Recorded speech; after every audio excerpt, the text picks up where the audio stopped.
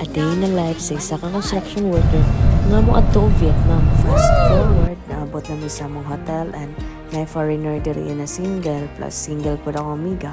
So getting to know each other sila. Then mauto, pilara istorya. Happy na sila sa usag-usa. Grabe niya akong amiga, sa plakatuig karon pagkikilig. Mauto, gilibrihan mi niya dayon diri sa banmi. Namiya bitaw sa mga pagkaon diri, labi nilang drinks affordable ra pagyud kaayo. If na may plan mo visit sa Vietnam, ayaw kalimti ang banmi. Kay busog naman, naglakaw na pod, nangita na pod kape.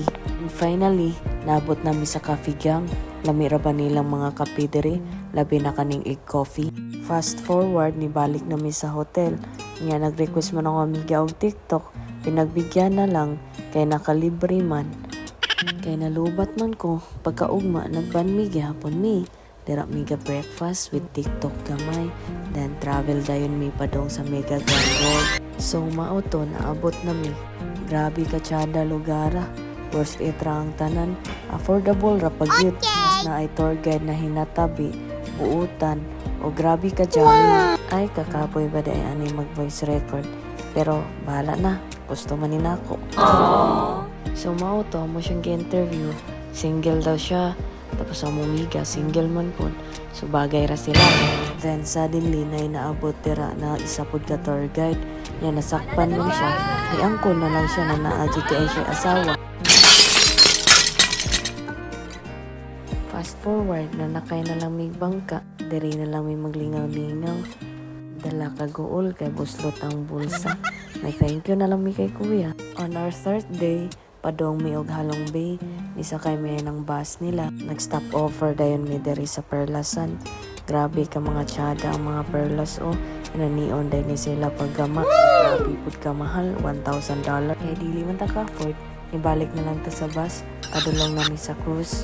And finally, naabot nami. It's kainan time!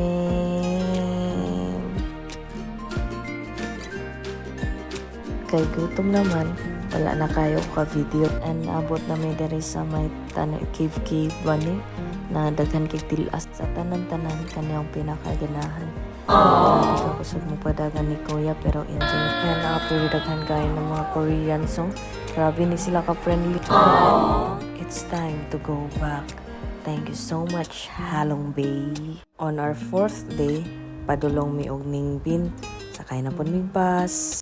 Finally, naabot na. Pero kailangan pa mula ka hantod sa main gate. Ikapoy man lakaw, magbangka na po ta. Bitaw, nanami diri sa may bangka. Bugsay-bugsay, kay tabangan si nanay. Luoy ni mong kayo.